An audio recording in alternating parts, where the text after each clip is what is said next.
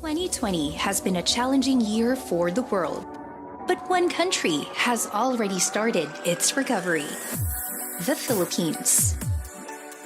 In response to COVID, production of PPE immediately accelerated to 60 million pieces a month, exemplifying our make it happen mindset. Business registrations are already 12% up on 2019. Approved investment in the first 9 months of 2020 has been remarkable. And the economy is set to grow strongly in 2021. Annual exports from our aerospace industry are very healthy. Our automotive exports are even better. Annual revenues in IT and business outsourcing are higher than ever. Likewise in our electronics sector. So what's behind this amazing bounce back? In a word, it's our people. A highly skilled and motivated workforce welcomes investors from the world over. And thousands of colleges and universities are adding to it every year. They're ready to rise to whatever challenges the future throws at us. Make it happen in the Philippines.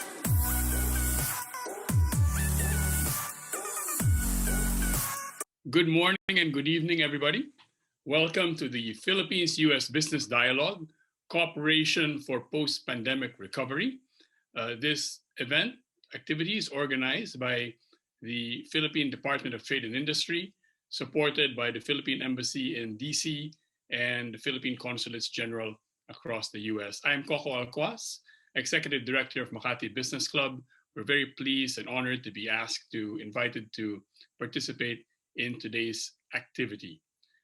We're here today, and I don't want to overstate the fact that in crisis, ties that the Philippines shares with the U.S. endure, strengthen, and grow in importance. We all know that.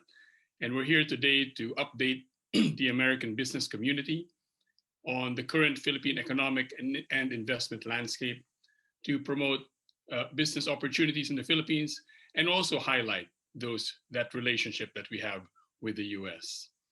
This event will be an opportunity to showcase the sustained strong Philippine-US relationship by featuring established and new entrants from the US to the Philippines, as well as successful global operations of local conglomerates, Philippine conglomerates in the US. We have a fantastic roster of speakers and panelists today, and We'll get to them as soon as we can, and I'll introduce them in turn. But before that, allow me to acknowledge and greet all of them before we begin. Philippine Ambassador to the US, Babes Romualdez, will be joining us via recording. Trade Secretary Ramon Lopez, Philippine Trade Secretary Ramon Lopez will also be with us. The acting US Undersecretary for Commerce and Trade, DIANE FARRELL, is also going to be with us, and the US Chamber of Commerce SVP Charles Freeman, as well as a Philippine USEC for Undersecretary for Trade, CEFERINO RODOLFO.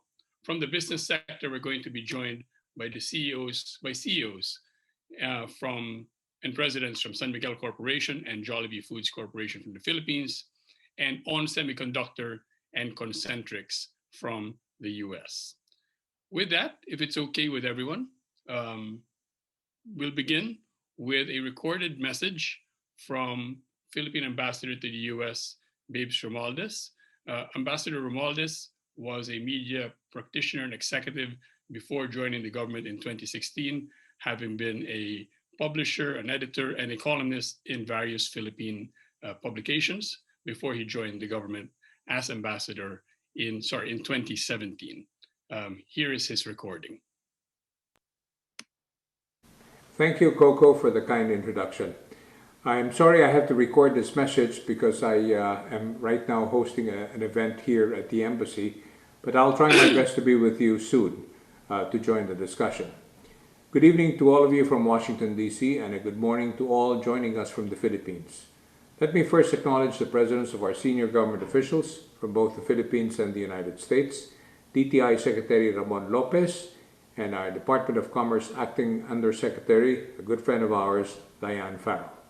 Thank you for taking the time out of your busy schedules to join this very important business dialogue. I would also like to express my sincere appreciation for our high-level private sector panelists that are here with us today. First and foremost, my good friend Ramon Ang, San Miguel Corporation, and Mr. Ernest Tanmantiong of Jolly Foods Corporation, who are both the heads of the two largest conglomerates in the Philippines. From the United States, we have Mr. Hassen L. Khoury of On Semiconductors and Mr. Chris Caldwell from Concentrix, two U.S. firms that have a significant presence in our country today, providing employment and opportunities to thousands of Filipinos. I also would like to thank all of you for the important role in further enhancing the economic relations of our two countries. This business dialogue, which focuses on the theme Cooperation for Post-Pandemic Recovery, is a follow-up to our virtual economic briefing held last April and is part of our continuing efforts to commemorate and highlight the 75 years of Philippines-U.S. bilateral relations. Last April, with our Department of Finance and Energy, the USAID and the U.S. International Development or Finance Corporation, we explored areas where our countries can collaborate on sustainable development efforts such as renewable energy, response to the COVID-19 pandemic, education, and development of critical infrastructure, among others. Today, we look forward to hearing the views of our U.S. and Philippine government officials on strategies and initiatives that will enable us to sustain economic growth and address the slowdown caused by the COVID-19 pandemic. President Biden himself said that a major economy like the United States cannot deal with a crisis of this magnitude alone, and that it would need to work in concert with like-minded allies. We are thus grateful for this opportunity to listen to how our speakers see our two governments working together to achieve our shared goals under the new normal. We are also eager to hear their perspectives on how to raise the level of our economic partnership even higher in order to generate more jobs for our peoples, enhance our capacities, especially in critical areas, and bring about the right kind of development for our two countries. Inasmuch as our governments need to work together, we also cannot do it without the business community, whose investments serve as the main engine for employment and economic development. We are very fortunate to have C-level officials from both countries to talk about their activities both here in the United States and in the Philippines.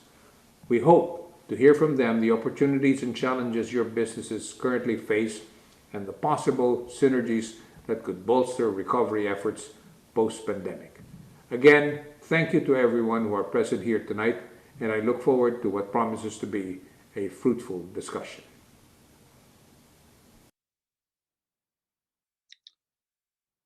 Our next speaker is the Philippine Secretary of Trade and Industry, Ramon Lopez. Mr. Lopez, earlier in his career, did serve already in the DTI, the Department of Trade and Industry, as well as in NEDA, that's our Economic Planning Agency, and also the Presidential Management Staff.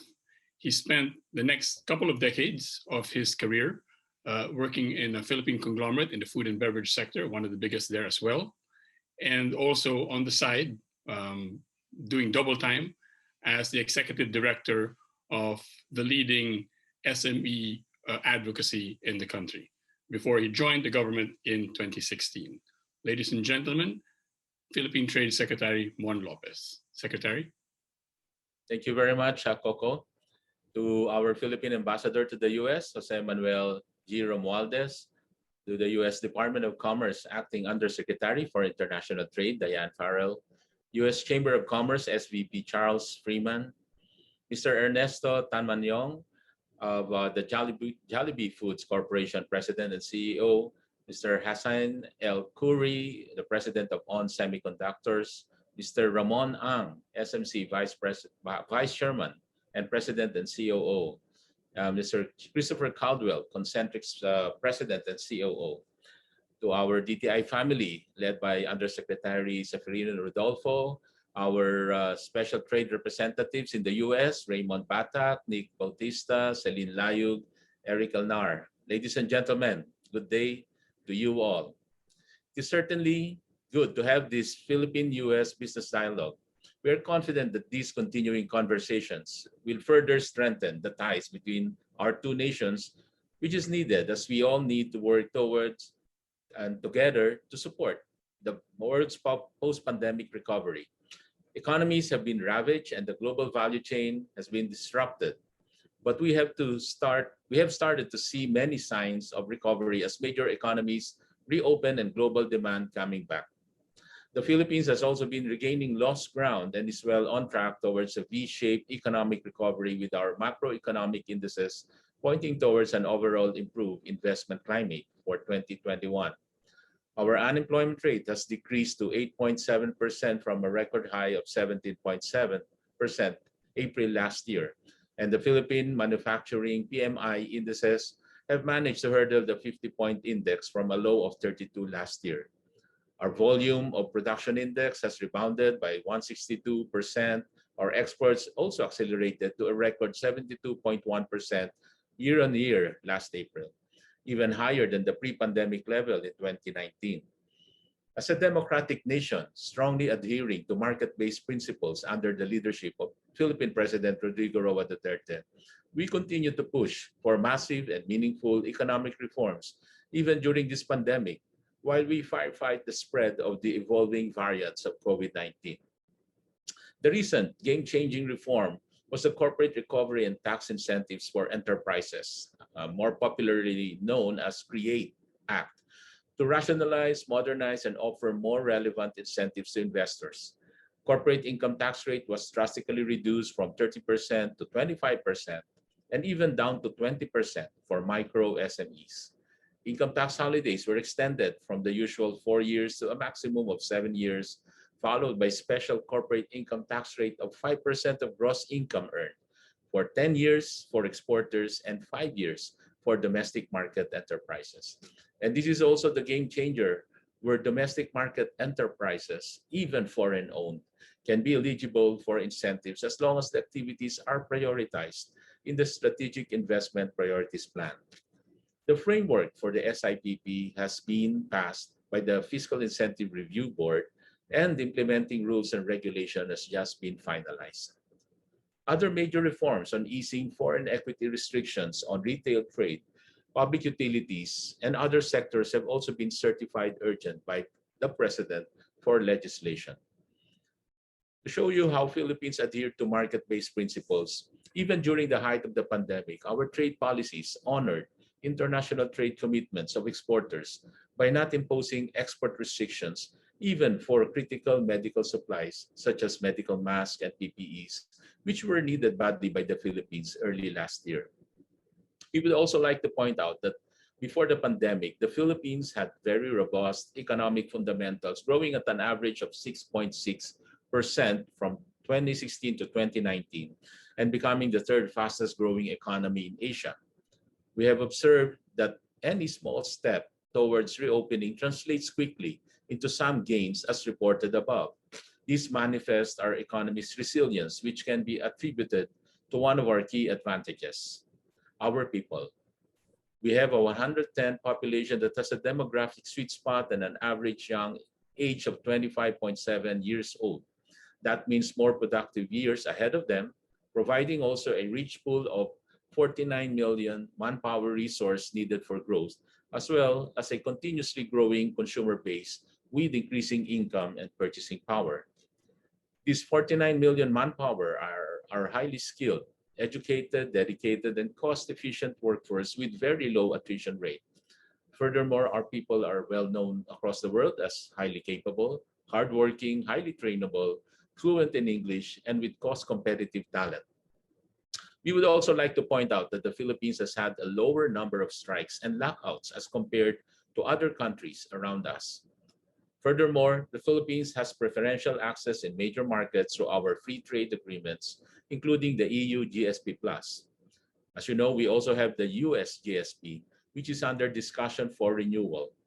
But we hope to strengthen our relationship beyond the GSP and graduate towards an FTA with the US that would provide a long-term, rules-based, and predictable trade environment for our two nations. Meanwhile, the Philippines is part of the Regional Comprehensive Economic Partnership, RCEP agreement, which is intended to create in the ASEAN plus 5 other countries in the region a more business-friendly environment. Additionally, we officially submitted our interest to join the Comprehensive and Progressive Agreement for Trans-Pacific Partnership, or CPTPP. However, we would like to point out that the U.S. remains an important trading partner and investment source for the Philippines in areas such as electronics, transport and storage, administrative and support services, manufacturing, real estate, and IT BPM. Last year, you were our third major trading partner, our second top export market, and fourth top import source. Moreover, you were our top source for IPA-approved investments. Presently, there are many major American companies that have already established operations in the Philippines. These include DIANE Semiconductors, the Legato Group and under the Anthem Group, Concentrix, Procter & Gamble, Johnson & Johnson, Texas Instrument, JP Morgan Chase, and Google Service Philippines, among many, many others.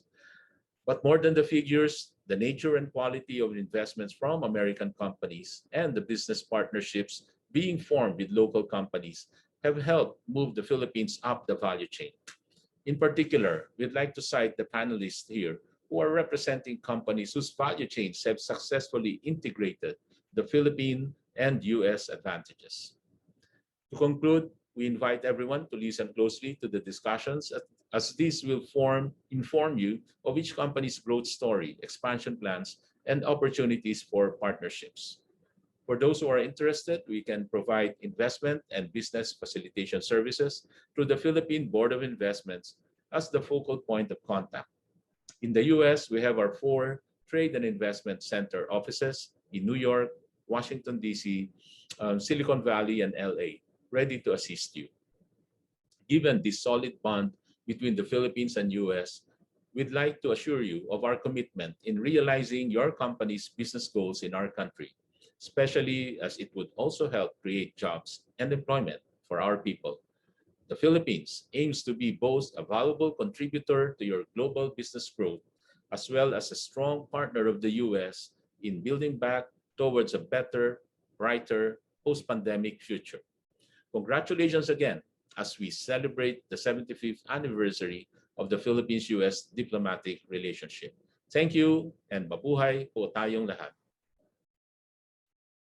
Thank you very much, Secretary Mon.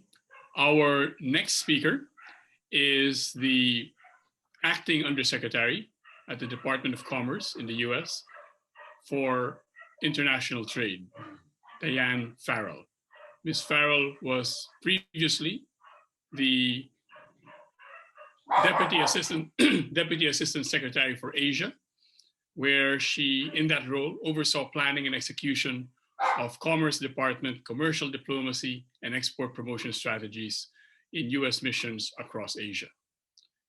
Ms. Farrell has been Executive Vice President of the US-India Business Council and has served on the Board of Directors of the Export-Import Bank of the US, and also has been a member of the White House Business Council.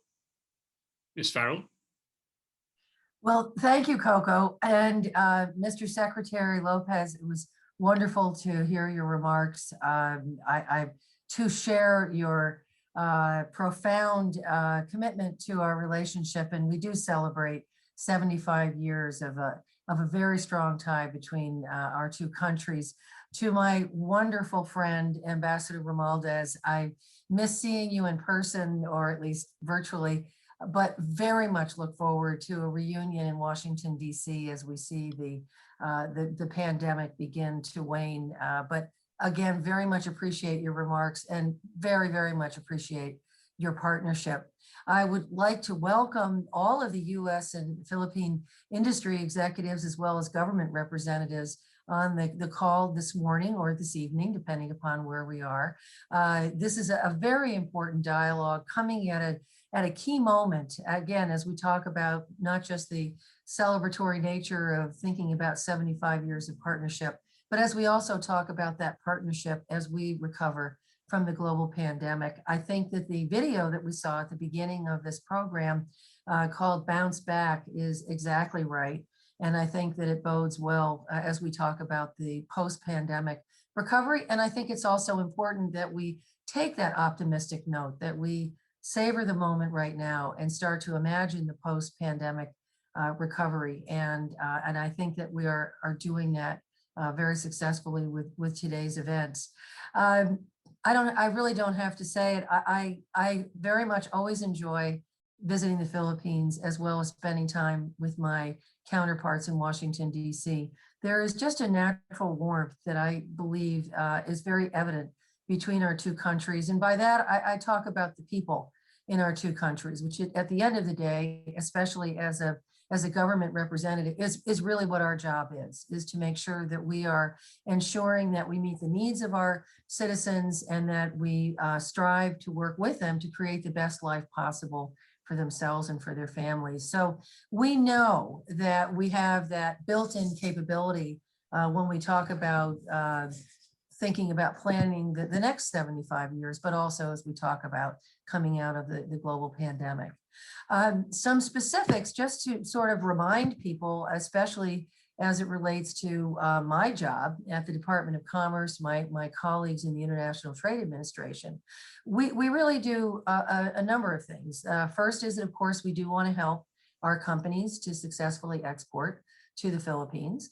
And we look at the long-term opportunities, especially the goals that the Philippines government has set out when we talk about transportation, when we talk about digital modernization, when we talk about health technology, as well as many other sectors. I suspect that my friend Charles Freeman from the U.S. Chamber will amplify on those opportunities. We also help American companies, the Department of Commerce specifically, to compete for government projects, for government contracts.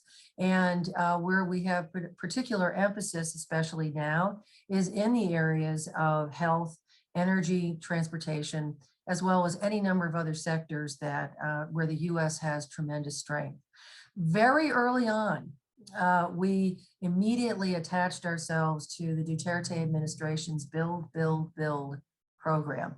And I do think there's a connection when we talk about Build Back Better right now, when we talk about the United States. I think that we share a common passion for developing our infrastructure for the future, whether it's to rebuild or whether it's to create those new infrastructures that are going to take us into the next century.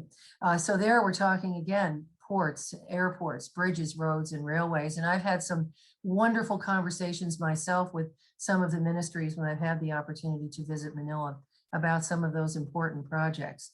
I also have had some very good conversations with counterparts on digital and telecom services. And so another area where we see a tremendous opportunity for growth in both our economies.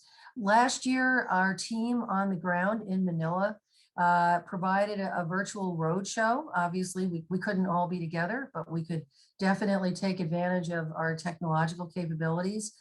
We were able to reach 146 cities in the Philippines to help manage the effects of the pandemic. The roadshow highlighted U.S. technologies in telemedicine, in education, contact tracing apps, as well as data protection. And again, a strong illustration of partnership and the complementary nature that our two countries afford each other. Through the U.S. Telecom Solutions Virtual Connect program, we've actually connected U.S. telecom and broadband solutions to support local Philippine providers in expanding and providing faster internet, something that our citizens have come to count on, and that again has been extraordinarily important during the pandemic. We also talk about direct investment, and Mr. Secretary, I appreciated your comments about potential investments in the United States, just as we talk about potential investment in the Philippines, just as we speak about potential investment in the United States. I think now more than ever, especially as we look at some of the lessons learned when it comes to the global supply chain, for example, that it's become even more imperative that we take a good, strong look at our capabilities and where our vulnerabilities may be. And so again, as we talk about investment and we talk about the context of recovery from the pandemic, this is another area where I think both of our governments can spend a goodly amount of time talking about potential investment in our respective countries. We just had our very successful Select USA program just 2 weeks ago, and we were very delighted that we had several companies from the Philippines participate. This was all virtual this year, first time that we've done a virtual program. It went very successfully, though once again, we look forward to holding the event in Washington, D.C. in person next year. But that said, we were very, very pleased to talk about potential market opportunities and what we can do through Select USA to those potential companies who are thinking about investing in the United States. We can provide actionable information that includes customized data reports, assistance navigating the federal regulatory system, and connections with the U.S. economic development community at state and local levels. We were fortunate to have 8 companies participate with us this year, and we're very pleased to welcome the delegation. I know that later on today, we're going to be hearing from 2 Philippines companies with whom we've had some very direct contact. One is Jollibee Foods, and Coco, I'm not sure if that was intentional or not, but I did notice the Jollibee over your shoulder. I hope everyone else, or after we end and you introduce the next speaker, be sure to notice the very adorable little Jollibee figure that's on Coco's shelf there. We're also very happy to have San Miguel Corporation, and we're of course honored to have them share some of their experiences. Well, Jollibee has been with us on at least 2 occasions, and I hope someday to get a Jollibee figure. Maybe, Mr. Ambassador, I'm so pleased and honored that you've joined us. I'll put my order in now, and when we see each other, hopefully soon, perhaps there'll be one on your shelf. But we want to hear more from them. I mean, they not only have they made investment in the United States, but in the case of Jollibee, they've been able to expand their restaurants throughout the U.S. So that's a clear success story. And with San Miguel, we're so pleased that you have partnered with U.S. companies to sell your products in the United States as well. I might also add the ambassador very generously, a year ago when we were again all together, shared a fabulous food basket that include a number of your very special and delicious products. So sir, once again, we will get together, we'll break bread, and we'll enjoy a spectacular meal at your home. So I do encourage companies who are on this call to be in touch with us. Just go to selectusa.gov, or even better, reach out to our team in Manila to learn more about that. Finally, what I will say is that we always know that we can do better when it comes to regulatory matters, and these are the subject of many discussions that those of us in government have when it results in trade relationships that may create a little tension, and we appreciate the inputs from the private sector as some of those discussions are going on. So it's really with great pleasure to underscore the decision made by the Duterte administration when it comes to reducing some of these barriers, specifically in this instance to foreign ownership, such as the March 11th executive order liberalizing access to satellites. Sends forgive the pun, sends a very important signal, but it really does send an important message. In the same way, the anti-red tape authorities continued endeavors to streamline burdensome regulatory practices at the Philippine Food and Drug Administration, as well as other departments. These are the kinds of efforts, these are the kind of tangible demonstrations that we see to improve access to, in this instance especially, to Filipino patients who will have access to advanced U.S. healthcare products. Again, a really positive sign, and one that we think can make an enormous difference in the lives of Filipino citizens. Finally, at last, I just want to say we've come a long way in 75 years. We are weathering the global challenges such as COVID-19 and climate change, which we know is also a focus and a priority in what can be a very vulnerable region of the world. There are just so many opportunities to partner, and I want to say that I echo President Biden's hope that our country's commercial and diplomatic friendship will continue to serve as a source of strength into the future. I don't really have to hope that. Knowing so many of you, having had so many positive experiences, seeing so many success stories, I know the relationship will get stronger and better and even deeper. So I thank you. And Coco, we need you to do a close-up on your Jollibee. Your little Jollibee friend on your shoulder. Thank you. And Mr. Ambassador, such an honor that you're here with us live. Thank you, sir. Thank you very much, Dan. Very nice to see you. Thank you very much, Diane. The ambassador has joined us. We will hear from him in a bit. Diane, thanks for mentioning that. That friend over there is usually in the shelves in front of me, but having seen his friends behind Mr. Tan Mantiong, I think he walked over here to this side this morning. And there seems to be a very nice spot for him behind you, right? Yes, there. absolutely. Will fit A place of honor. A little incongruous, but I think we'll draw. It'll work. It'll work. Thanks very much. Our next speaker is Mr. Charles Freeman. He is Senior Vice President for Asia at the U.S. Chamber of Commerce. He's been helping companies navigate complex markets in Asia Pacific for 25 years, and his career has included senior stints in government, business, law, and the academe, giving him a unique perspective on the challenges and opportunities in the world's most dynamic region.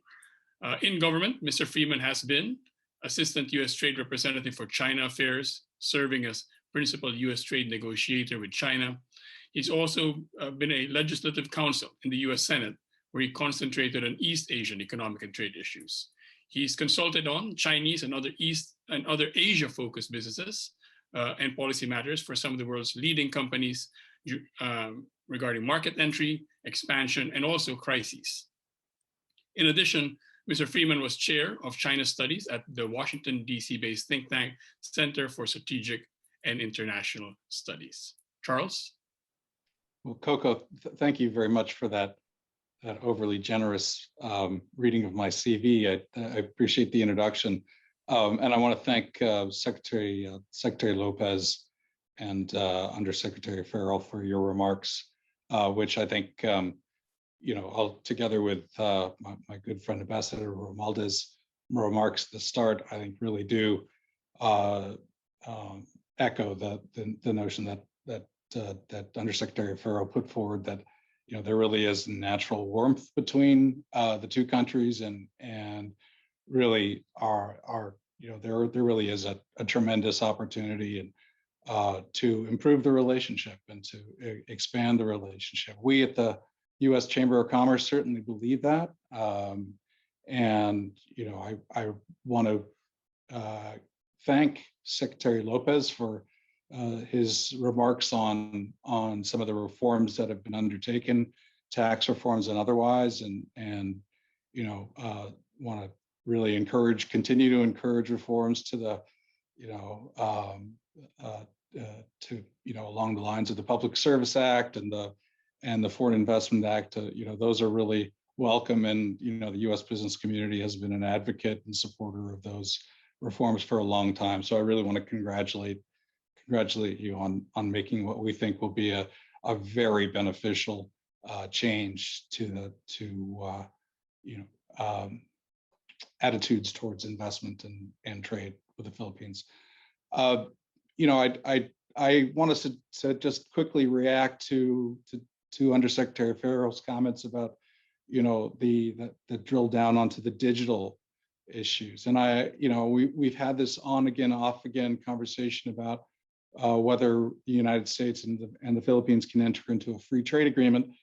I think the politics of that still are unresolved, but I think that there is an opportunity, similar to what the United States has done with, for example, Japan, to have a standalone digital agreement with the Philippines that would be, really a model for the rest of not just the region, but more broadly. I think there's real congruency in the way that our businesses approach digital issues, and really think there's an opportunity to set the stage for what would be a win, not just for technology companies, but really for the people that put bread on the table every day in both the Philippines and the United States. You know, and finally, I just say, you know, I do want to recognize the great strength that the Philippines has shown in the face of the pandemic. And you know, the Philippines, the video that was playing earlier is, you know, is heartwarming. And you know, it's good to see the country coming back. One of the things at the chamber that we would like to encourage the Philippines to do is to focus on opportunities to increase the exports and increase the production of or the basis of the Philippines as a node in the global supply chain. You know, exports over the last 3 years are actually down year on year 1% per year to the U.S., and that's just not where we should be, particularly given, you know, the competitive realities in the Asia Pacific now. You know, we look at opportunities for the Philippines and to take up some of the changes in the supply chain that the need for resiliency and just economic realities and security realities mandate. And we'd love to work with the Philippines on opportunities to increase its role therein. Let me turn it back to Coco with thanks, and with thanks again for the organization of this session, and to Diane and Secretary Lopez. Appreciate it. Thank you, Charles. Before we move to the panel discussion, Ambassador, could I call on you to share a few words? We heard your very good remarks at the beginning recorded, but could we call on you to share a few words at this point, Ambassador? Well, thank you very much, Coco. Well, I'm sorry I came a little late. We just finished doing a National Historical Commission marker at the residence, which is a very historical landmark for the Philippines and for the United States. This is an ongoing celebration of our 75th of the long number of years that we've had diplomatic relations with the United States. And the residents here in Washington, D.C. Played a major role, where former President Eisenhower came here together with General Carlos P. Romulo in 1956, I think it was, where they signed a special agreement of the special relationship we have with the United States. And this again brings us to where we are today, and also in the economic part of our relationship. And I'd like to thank, of course, Secretary Mon Lopez, two great Ramons, and that's Secretary Ramon and Don Ramon, a very close friend of mine, an old friend from way, way back. And I really appreciate very much what Don Ramon has been doing for the country. I've heard so much about all the things that San Miguel's been doing to help many of our countrymen during this very trying times during the pandemic. So Don Ramon, as always, you've done a great job in keeping our country and keeping our people at least with all the products that you've been giving out from your end. And of course, Jollibee has also done a great job in doing a lot of their CSRs, and I know that Mr. Tony Tangkatkyong has been very active also in helping our country, especially during that time. And Jollibee, of course, is extremely popular, and I will make sure that our friend Diane will get a whole bag of Jollibee chicken, the famous chicken of Jollibee. So they're here now and near the DC area, so I think we'll be able to deliver that to you still piping hot and still good. So, and of course, Charles Freeman, a very good friend of ours from the American Chamber. We're working very well with the American Chamber, and the great relationship we have with them has just been phenomenal. And I couldn't ask for a better partner in terms of doing a lot of stuff for our economic cooperation between the United States and the Philippines. So again, thank you to all for being here. And I thank you very much, Coco, for giving me this opportunity to really thank all the people that are participating in this very important forum that we have. And hopefully we will have an in-person meeting one day. And certainly I'd like to have Diane come here once again at the residence so that you can try some very good Filipino food, especially the pure foods coming from Don Ramon. So thank you very much. Thank you, Coco. Thank you, Ambassador. We're going to move now to the business sector panel discussion. I'm going to introduce the panelists, and then after I introduce them, I'll ask all of the speakers and all of the panelists to smile for a moment so we can take the photo, after which we will go into the panel discussion. We will take some questions from the audience, so you can write that in the chat box, and we will call on you before we end the program in about, I guess, about 40 minutes. So allow me now to introduce the great panel we have today, after which we will do a photo shoot before we proceed with the actual discussion. So joining us on the panel is Philippine Trade Undersecretary and Board of Investments Managing Head, CEFERINO RODOLFO. Also on the panel is Ramon. He's President and Chief Operating Officer of San Miguel Corporation. Mr. Ernesto Tanmantiong, he's President and CEO of Jollibee Foods Corporation. Mr. Hassan El Khoury, he's Director of On Semiconductor Corp and President and CEO of On Semiconductor and Semiconductor Components Industries. And finally in the panel, Chris Caldwell, President of Concentrix Corporation. Could I ask the panelists whom I've just introduced and all the previous speakers, all the way through Ambassador ROMUALDEZ, to turn their cameras on, and I will count 1 to 3, maybe 3 times, and my colleagues will take a photo. So 1, 2, 3, and smile. 1, 2, 3, and smile. And 1, 2, 3, and smile. I'm sure at least one of those photos was good. I guess one of the unusual things we're all experiencing now is we have meetings at unusual hours. So this is relatively early for the Philippines, and I guess relatively late for the US. But I hope everyone is still in a smiling mood or is already in a smiling mood for that photo.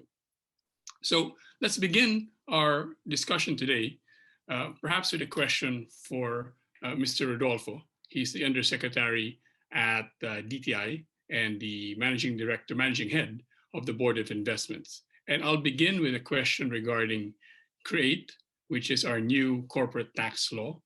And I'll ask Mr. Rodolfo. Perry, could you tell us, this was signed just a couple of months ago. Have you seen effects already, positive effects already from it? And what can the US business sector expect from it going forward? Thank you very much. Thank you very much for that question, Coco. Yes, definitely. I think this is one of the reform efforts in government that has really been, that the private sector has been waiting for. As you may well know, it took us about 2 years to pass the CREATE law, but it's well worth the wait. In terms of private sector interest from US companies, we have seen strong interest coming mainly from, at this time, infrastructure-related companies. For example, there were already registrations that have applied for third-party telco towers, and also highly innovative projects such as those involving AI have also been requesting for more information about opportunities in the Philippines. In addition, we have also been getting a lot of queries when it comes to hyperscaler data centers. And then maybe lastly, to complement what has been the approach of the US government in terms of really securing sustainable, resilient supply chains, there has been strong interest from highly innovative, labor-intensive companies in the electronic sector trying to look at the Philippines as an alternative or complementary location for their factories here in Asia. So just in summary, yes, Coco, there's been strong interest from American companies from a range of from manufacturing all the way to infrastructure and services. Thank you. Thank you very much, Yusek Perry. I'm going to call on the business sector panelists now. I'll ask them all a question, and maybe they can answer each question about 3 to 5 minutes before we go to more questions. I'm going to begin with Mr. Ernesto Tanmantiong of Jollibee Foods Corporation. That's not because I'm biased or because I'm hearing it from my friend up here, but he's actually first on the list in my script. Mr. Tanmantiong, I think many people know how Jollibee started. It's one of those one of the biggest Philippine success stories in one generation, going from startup all the way to dominating and maybe even almost creating its sector in the Philippines, the fast food sector, and dominating that for sure. And then also expanding abroad, both by bringing its own brands and acquiring brands abroad. Could you tell us a bit, especially for friends of ours here who may not be so familiar, a bit about how it started and how it grew, but more importantly, maybe what role the U.S. plays in Jollibee's plans? Mr. Tanmantiong. Thank you, Coco. Allow me first to greet a jolly day to Ambassador Jose Manuel Romualdez, Secretary Ramon Lopez, Undersecretary Diane FARRELL. Diane will surely send you the Jollibee figurine and a chicken joy bucket. Mr. Charles Freeman, Undersecretary CEFERINO Rodolfo, distinguished co-panelists, and all delegates. Thank you for having me here on this panel, which is really a good occasion to celebrate the 75 years of US and Philippine relationship. Yeah, let me talk now about Jollibee Foods Corporation briefly to everyone. Jollibee Foods Corporation started as 2 ice cream shops over 40 years ago in Metro Manila, Philippines. We have since grown from 1 brand in 1 country to 16 brands in 33 countries with over 5,800 stores, becoming one of the fastest growing Asian food service companies in the world. US, being the world's largest economy and quick service restaurant market, is a key part of achieving our vision.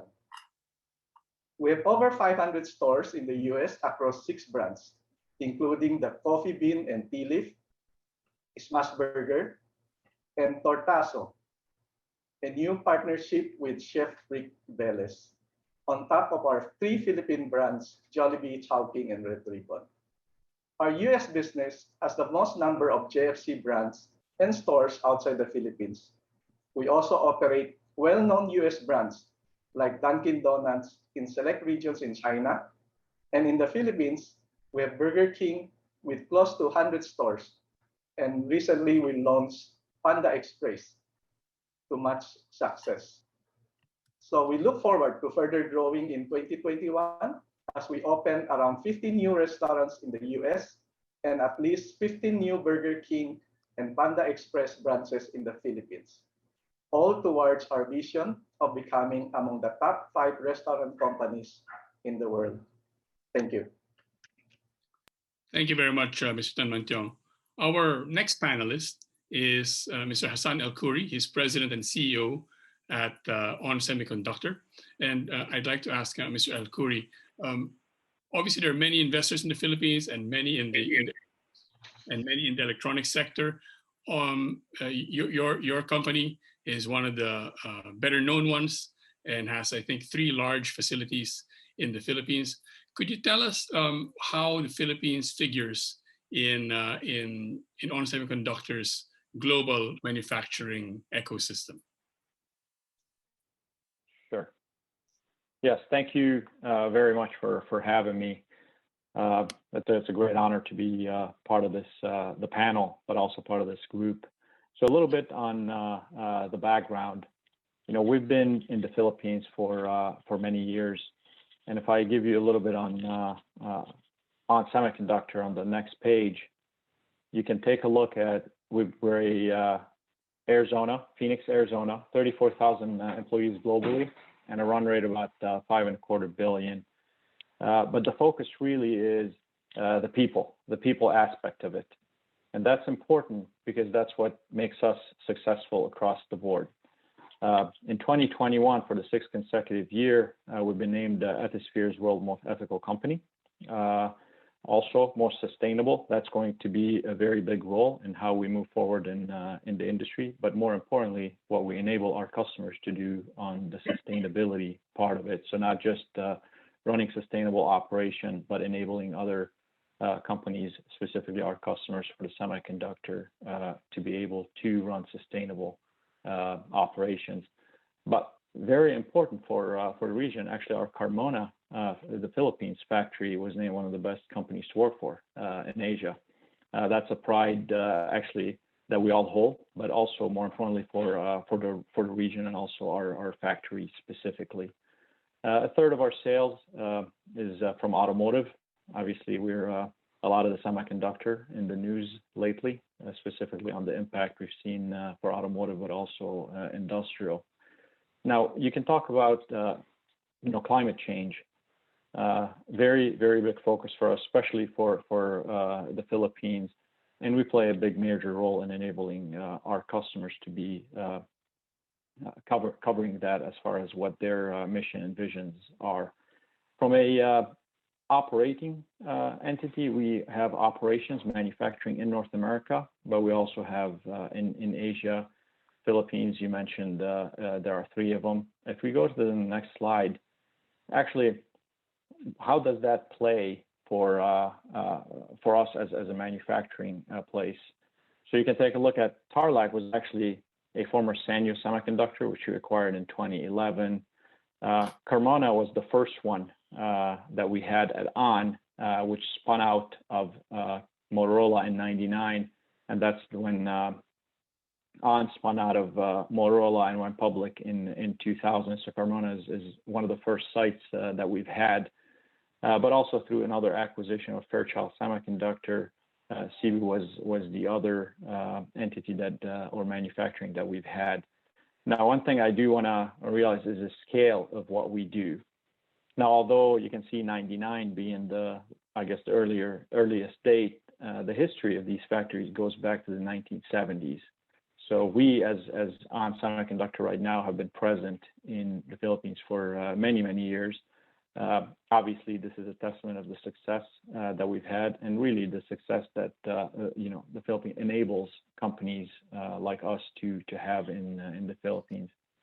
It's an important milestone for us. So we have 8,700 employees, and they produce 150 million units a week. So just think about that scale of the business. Just in my remarks right now, our teams in the Philippines have made about 75,000 units just as I speak. That's a very big scale operation, and I'm very proud of it. We take wafers processed in the U.S., in the fabs in the U.S., and we put them in a variety of packages at a run rate that's just astronomical, especially as you look at the complexity in the supply chain that many of my peers here have discussed. So overall, it's been a challenge, but I am very proud of what the team has done, and I look forward for a very, very positive future for us. And I want to thank the Philippines government for all their effort, specifically last year during the COVID-19. Thank you very much, Hassan. Our next panelist is Ramon Ang, Vice Chairman, President, and COO of San Miguel Corporation. I assume San Miguel doesn't need any introduction, probably one of the best known, if not the best known Philippine corporate brands, thanks to its very famous beer. I hope everybody today with us, and there's about close to 200, have all had that beer at some point. But Mr. Ang is also famous for, in the last 10 or 15 years, turning a food and beverage company into an infrastructure company, and also having a sister company, Petron, which is an oil refinery in both the Philippines and Malaysia. And I'd like to ask, good morning, Mr. Ang. I'd like to ask Mr. Ang, what can you share about, you obviously have many relationships with many US companies across these businesses. What can you share with us about these projects and the synergies between San Miguel and US companies? Thank you, Coco. San Miguel Corporation has 5 major businesses, and we have about $20 billion sales revenue per year. with 70,000 employees. Our major business partners on food and beverage sites are Hormel, and we import about $30 million worth of food products from wheat, malt, hops, corn, poultry products, and pork. And our second business is Petron Oil Refinery and Petrochemical. We have recently converted our refinery to produce petrochemicals such as propylene, ethylene, xylene, and it was fully converted, done by UOP of United States and Raytheon with a project cost of about $2.5 billion. And we have 5,000 gas stations in the Philippines and Malaysia, and also a full logistic operation on our petrochemical export. On power generation side, we are cooperating mostly with American technology, such as Foster Wheeler for our pulverized coal-fired power plant, supercritical, and our circulating fluidized bed boiler power plant are also Foster Wheelers. And recently, we have signed a 1,000 megawatt battery storage contract with Fluence, also an American company. And also recently, we have signed a contract with Black & Beach to put up 1,700 megawatt of LNG-fired power plant in Batangas. And on infrastructure side, we are in cooperation with the biggest American companies such as ICOM, Jacobs, for all our engineering requirements for our tollways, our MRT trains, our seaport, and our airport project. And our fourth business is mining. We are into cement manufacturing. Most of our equipment are coming from the States, Fuller, FL Smiths, and our nickel roaster are Tyler from the States, and also our gold and copper mining business. Mostly these are Telsmith and Fuller ball mills. And right now we are building a new airport. Our new airport that we are building are master plan by Jacobs, and we are working closely with all the aviation expert of the United States, and we hope to be able to get that airport going and ready to run by year 2025. So, Coco, we have been doing so many things with American companies for the past so many years.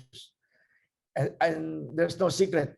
If you want a good technology, there's no other place but America. And I'd like to also congratulate Jollibee. It's our family favorite food. It's world-class, highest quality food. Thank you. Thank you very much, RSA. Our fourth panelist is Chris Caldwell, President and CEO at Concentrix. Concentrix has been operating in the Philippines for almost 20 years.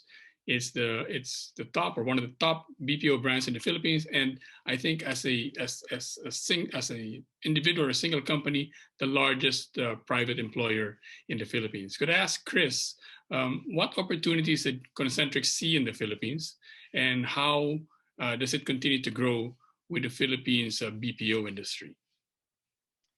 Thanks, Coco, and thanks to the distinguished hosts who have put together this panel to have the discussion.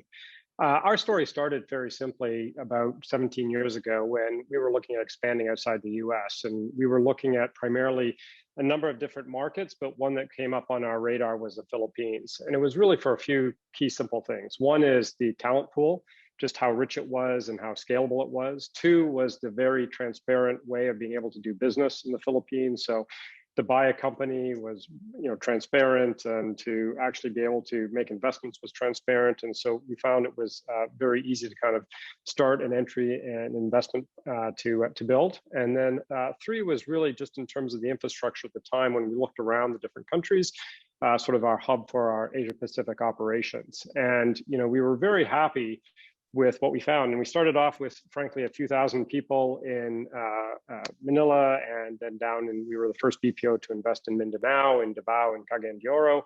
And since there, it's just really provided a rich, fertile ground for us to grow. Now, when we started, we were doing very basic types of customer service. We were doing very basic sort of call centers. Clearly, our business has evolved pretty dramatically over 17 years. And now we find ourselves as the largest BPO in the Philippines. We have a little over 100,000 staff in 40 different locations. And right now with COVID, over 60,000 of our staff are working at home. So clearly the infrastructure from broadband and power has vastly improved from where we were 17 years ago. But really our business has evolved. And the reason why it's been able to grow so much, in fact, the Philippines is our largest country in terms of delivery capabilities across 40 different countries around the world that we operate in, is because of the talent pool and the growth of the talent pool. So not only are we doing very basic stuff, but we're also doing very complex analytics. We're doing very complex programming. We're doing complex content management and content moderation, content creation. We're doing significant work in the banking and finance and healthcare industries that require significant deep domain expertise. And we've been able to scale primarily because of the sheer talent pool within the Philippines. What's also really important to us is culture. We're a very culture-driven company. And the reality is that we have yet to find a country that's so closely matched to our culture in terms of going the extra mile, in terms of a huge amount of resiliency, in terms of a lot of passion and commitment that we've been able to do. And certainly, the environment continues to get better with not only infrastructure that continues to get rolled out, but also as terms of the government has been in cleaning up some of the taxation with the CREATE. We would like the CREATE law just to go a little bit further and support digital workers working at home. But I think where it is right now has been a big improvement from where it has been in the past. So all these things, we believe, sets us up to be able to continue to grow pretty significantly in the Philippines for some time to come. Thank you very much, Chris, and appreciate the push for CREATE to push just a little bit more when it comes to work from home. We hear that a lot here. Maybe the first question, both Hassan and Chris talked about the great workforce, great talent pool in the Philippines. Could you tell us in terms of that talent pool, or maybe other advantages in the Philippines, when you talk about scaling it, what kinds of challenges and opportunities and maybe unique factors do you see in the Philippines that allows you to scale better in the Philippines, aside from just the sheer number of people here? And maybe I'll throw that first to Hassan. Yeah, I mean, if you look at, it's not just the people and the access or the sheer number. For us specifically, it's a highly technical workforce. I do share with Chris the culture aspect of it. When you look at, it's not just the corporate culture, but the culture outside of work. It's very, very similar. I talk about perseverance internally at ON, and when I talk about perseverance with our Philippines site, it echoes. People understand exactly what we do and how we do it, and the attitude towards the company is not just you're showing up to work. You're part of that corporate culture. Highly trainable. That's very, very important for us, as in the semiconductor industry, things change quickly, and we have to be able to adapt, and we have to be able to ramp up new skill sets. And I see that as tremendous value for us with our local team. And then really is the English speaking. We can't underscore the importance of that, because it makes everything that I just mentioned available. But also, the support that we get from PISA locally has been a great partner to understand how we all can contribute, this thinking global, acting local philosophy, and how to prioritize the ease of doing business locally. That extends to the workforce, and that what we're able to do there. Thank you very much. Chris? I would agree with Hassan. I mean, the fact is there's a significant amount of perseverance and scale and number of people, but that gets you halfway there. I think from our perspective, the number of college graduates that are coming out of universities every year is fantastic. I think the fact that the adaptability of learning, because we have a very demanding sort of amount of knowledge we need our workers to have and learn and basically evolve on a continual basis, that you have that sort of learning culture, I think is very, very critical and very important to us as a business to be able to grow and sort of exceed our clients' expectations. I also think, one of the things that we've always had this kind of vision in the Philippines about is creating opportunities at home so that there doesn't need to be so many OFWs that have to leave the country to drive income back. And I think that's a big key, but that's also allowed us to bring a lot more languages back into the Philippines. So while English is very key to us and a big critical component, we also support many, many languages out of the Philippines and now support markets around the world from the Philippines because we have that multilingual and multicultural dimension that the OFWs bring home. So really a lot of great human resource power that's within the Philippines. And clearly, with a little over 100,000 staff, we're great consumers of both San Miguel products as well as Jollibee products. So I think we also help with those sales numbers as well as occasionally. Okay, a little bit of mutual admiration society going on this morning. Before I leave Chris and Hassan, last year, obviously, and going into this year, crisis all over the world, not to mention the Philippines, where both of you have lots of employees and big operations. Could you tell us, I don't know how much detail you remember now. I gather that people don't remember things during the pandemic because we all just keep on looking at Zoom and there are no markers for our memory. Could you tell us maybe, and I think more particularly the audience that's with us here, how the Philippine government and maybe even the industry associations helped you cope last year and recover quickly? Maybe Hassan first. Sure. Obviously, I think we've all seen enough in the news on the chip shortages.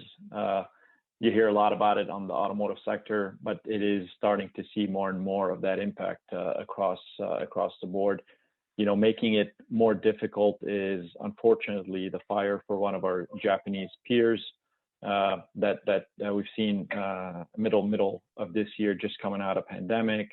Then we've had some more disruptions. But to answer your question more specifically, I mentioned earlier PIZA, or the Philippines Export Zone Authority, which is under DTI. They've been a great partner for us to navigate this last year. They've always been a good partner. It's been especially true in the pandemic. 90% of all PIZA locators are operational. So 10% is not operational due to the pandemic.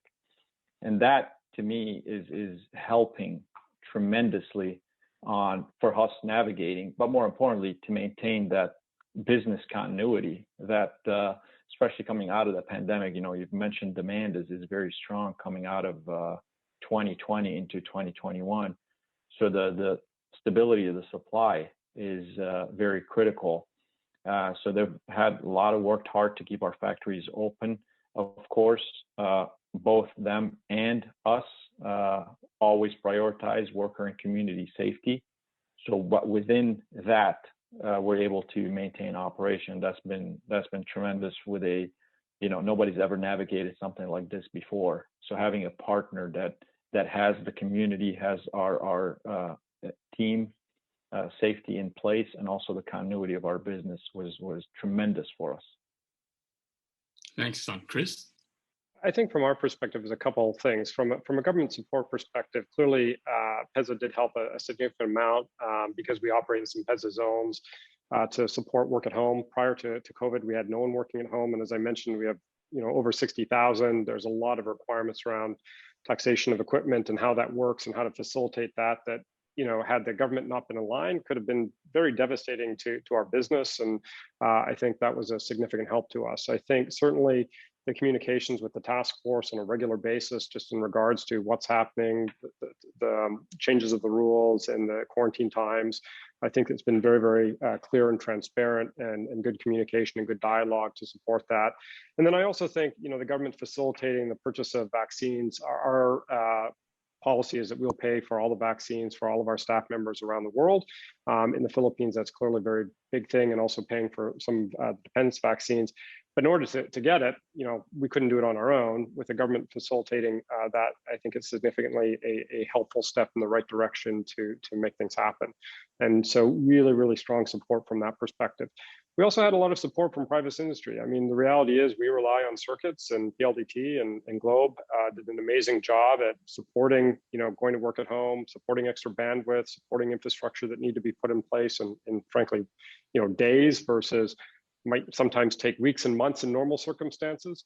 And so again, the whole country came together to facilitate and make that happen. And we hope now going forward to kind of support our business, because what we need is more clients to be able to come to the Philippines and see the benefits of investing and being in the Philippines, is again the gradual and thoughtful execution of how to get vaccinated people into the country, and how to get some travel going back and forth, because I think that will help the economy and continue to drive it forward.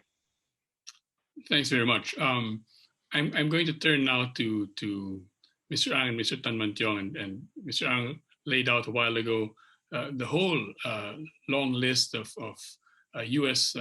partners that San Miguel has, and that's obviously one reason for U.S. companies to look at the Philippines as Philippine companies, or the Philippines, to find partners such as San Miguel and Jollibee to deal with.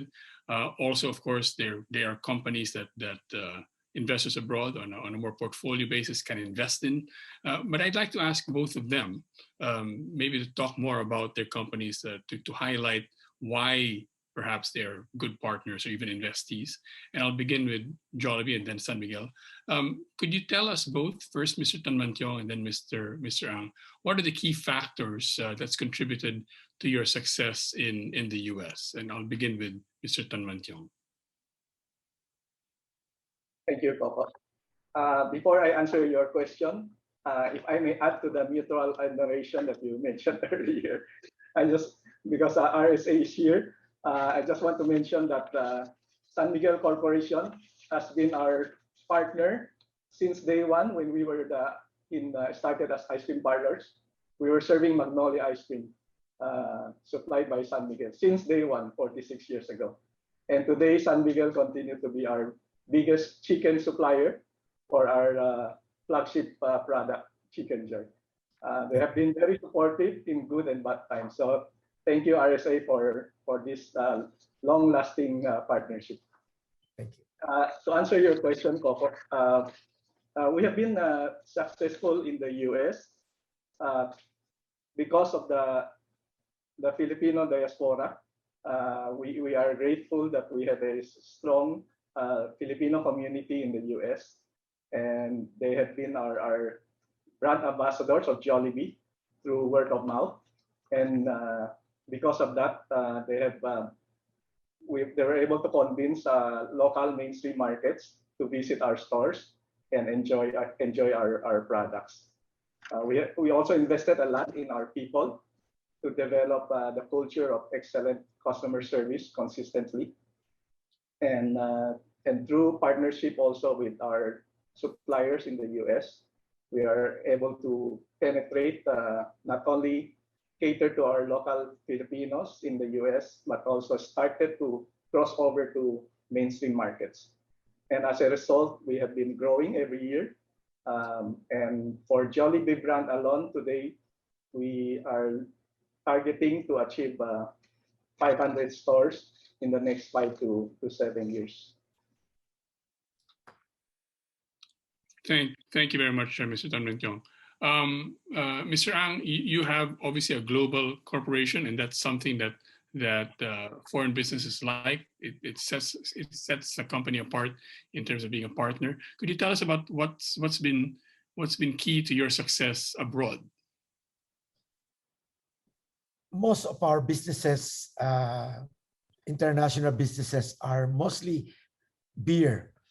And for the Americans, most of them remember beer because a lot of military were based in the Philippines, in Clark, Subic, and all over the Philippines. But most of our business dealings with American companies are for our operation.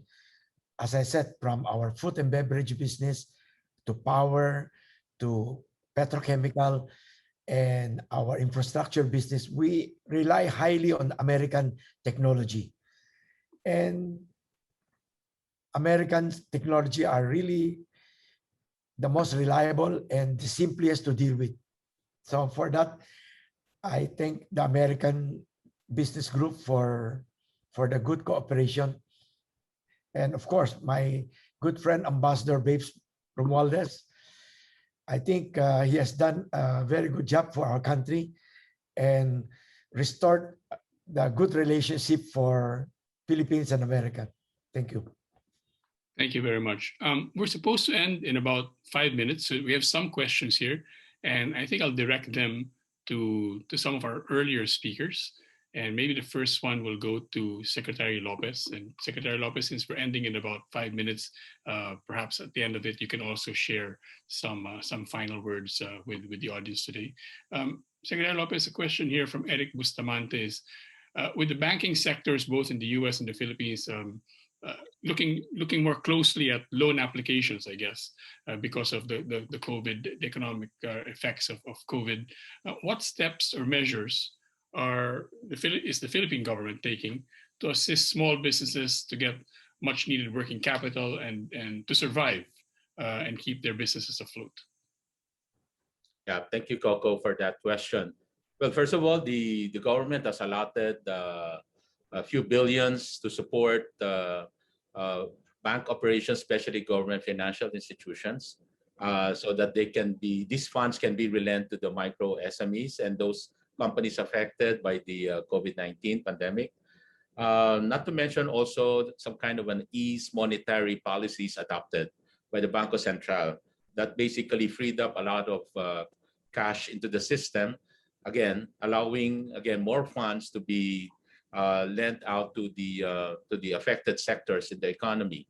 So the challenge now is how we can reopen the economy in a gradual and safe fashion so as to prevent any surge. And that is precisely what we are seeing right now. Any small step on reopening, we can immediately see the result, the positive result in terms of economic recovery. Because as soon as you reopen the economy and economic activities go up, you can see more and more of these borrowings and lending taking place. Otherwise, the appetite might not be that strong yet. But now we are seeing it really coming back. In fact, our funds for micro SMEs is almost used up. And then we are now ready for replacement in our funding for the micro SME sector. Thank you very much, Secretary. There's also a question here, and I'll direct this to you, Sec Perry Rodolfo. It talks about the healthcare industry, but I think you can apply it to other industries as well. Yusek Perry, there are some misconceptions from big players in the healthcare industry that do not want their system to be accessed from the Philippines by Philippine outsourcing companies because they believe Philippine IP law, maybe even privacy law, is weak. What assistance can DTI or any government agency extend to Philippine companies with these concerns? Well, first of all, definitely I'd like to reassure our American companies that when it comes to data protection, data privacy and protection, Philippines provides utmost importance to that, including through our Data Privacy Act. If in case there's still need for assistance, facilitation on the part of government for these types of concerns, the Board of Investments can liaise and coordinate together with your company with the relevant agencies, in particular the Department of ICT. Thank you, Coco. But just to reassure that we provide primary importance, not just to data privacy, but if I may just quickly also add, Coco, other advantages in the Philippines, intellectual property. We protect your intellectual property. In the Philippines, you can sleep well at night knowing that your innovative technologies are well protected here in the Philippines. Second, strategic trade management regime. In the Philippines, we have in place a strategic trade management regime that takes care of dual purpose goods. For example, even during the pandemic, we have continued to certify American companies that have outsourced here, for example, for services that are needed by nuclear plants in the US. And then, of course, location, the Philippines. especially as logistics chain routes are reconfigured in relation to multiple objectives of competitiveness, security, resilience, and sustainability. The paramount geographic advantage of the Philippines in relation to the US market and to Asia has been highlighted. So thank you, Coco. Thanks, Yusek Perry. As we close, if it's okay with everybody, I'm going to ask if they're still here, Diane and Charles, and finally Ambassador Romualdez, to just in 1 minute or so just share some closing remarks today. I'll check if Diane, are you still here? Okay, I'm going to turn to Charles. Charles. Well, thanks, Coco. And I'll just say in closing it, you know, I really do want to congratulate Philippines on some of the moves that you've made to really make it a much more business friendly climate and a much more foreign investment friendly climate. And I know Undersecretary Rodolfo has worked very hard on that, and so it's good to see him. But you know, there's more to do. There are questions of capacity and longevity and all that sort of stuff. But I really think that we're at the point now where we can, you know, begin to have conversations between governments about some form of agreement that really builds on the shared values and some of the reforms that have taken place in the Philippines over the last few years. So, you know, thanks again for inviting me to this session, and do look forward to the chance to visit the Philippines again in person as soon as possible. Thank you. Thank you very much. Ambassador, final words from you. Well, thank you very much, Coco. I'd like to thank you, of course, and Secretary Lopez for organizing this great forum. And as you know, our job here in Washington is not only on the economic side, but also our special relationship with the United States.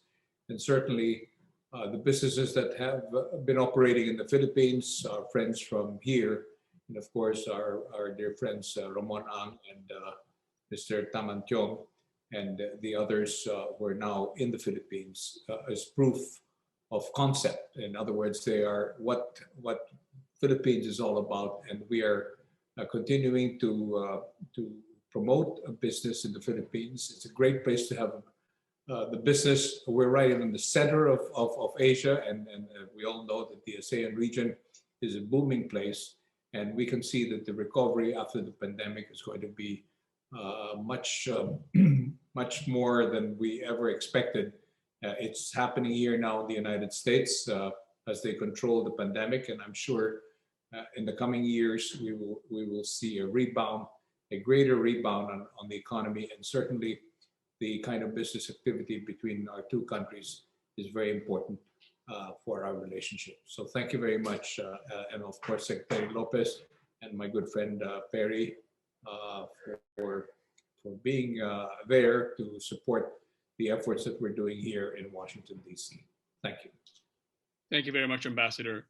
It's left for me to keep the rest of this short, because some of us are going to begin our day while others of you are going to go off to dinner. So let me just thank first Diane and Charles for joining us from the US. Also, of course, Ambassador Romualdez for joining us from there. Secretary Lopez and Yusek Perry, thank you very much as well. And our private sector panel, Mr. Ramon Ang, Mr. Ernesto Tanmantiong from San Miguel and Jollibee, respectively, and the US companies here, and great Philippine employers as well, Mr. Hassan Al-Khoury of On Semiconductor and Chris Caldwell of Concentrix. Thank you very much, everybody, for joining us. Please enjoy your day or enjoy your evening. Our pleasure again to participate here. Thank you very much. Thank you. Coco, can I? Yes, Secretary. Yeah, can I just also say a personal thanks to all who participated, the Undersecretary FARRELL, and of course the U.S. Chamber of Commerce, SVP Charles Freeman, and of course our conglomerates. These are highly respected people in the country and admired companies, running admired companies like San Miguel and Jollibee. Really, and also a good partner of government. It's even as we address the pandemic, they've been providing a lot of support and working public-private partnership as we address the pandemic. Thank you very much, Mr. Ang and Mr. Tan Manchong. And of course, to our partners in the Semicon and the IT BPM, Mr. El Khoury, Mr. Caldwell. You know, the kind of pandemic that we have right now and the way we did our lockdown recently, even at the height of the quarantine, ECQ, Enhanced Community Quarantine, we made sure that all the BPOs, all the exporters would have 100% operating capacity, even at the height of the pandemic. And this is our way to make sure that there's business continuity as we address the pandemic. So maraming salamat po sa inyong lahat. Thank you very much for participating in this US Make It Happen in the Philippines Business Dialogue. Salamat po. And of course, to our dear friend, the hardworking Ambassador, Babes Romualdez. Maraming salamat po. Thank you, Secretary Lopez. Thank you very much, everybody. Have a good day. Have a good evening. Good evening. Good day.